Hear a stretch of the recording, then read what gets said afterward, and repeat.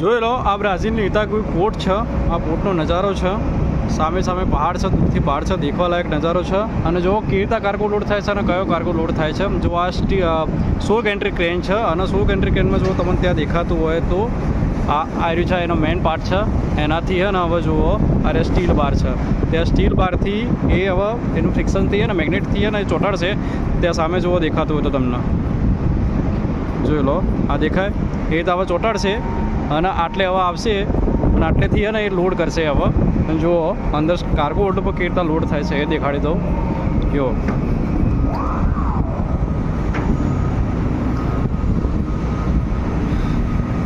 Cargo હોલ્ડમાં આ રીતે steel બાર જ છે જે આ રીતે કાર્ગો લોડ થાય છે અને આ રીતે એડજસ્ટમેન્ટ કરે છે।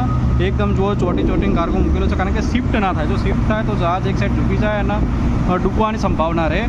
એટલે આના બહુ હેવી કાર્ગો છે એટલે ફૂલ કાર્ગો હોલ્ડ લોડ નહીં થાય। જ્યાં તે હોપર દેખાય, હોપર એટલે આ સ્લોપ પડેલો છે ને, સ્લોપ પડેલો છે ત્યાં સુધી જ એટલો 20% જ કાર્ગો હોલ્ડ લોડ થશે। ઓકે, જોઈ લો આ રીતે કાર્ગો લોડ થાય છે એટલે આ રીતે આયરો કાર્ગો લોડ થાય છે। ઓકે, ફૂલ રીલ જોજો, લાઇક કરજો, શેર કરજો, કોમેન્ટ કરજો અને એકાઉન્ટનો ફોલો કરજો। જોઈ લો આ રીતે છે। Okay, thank you.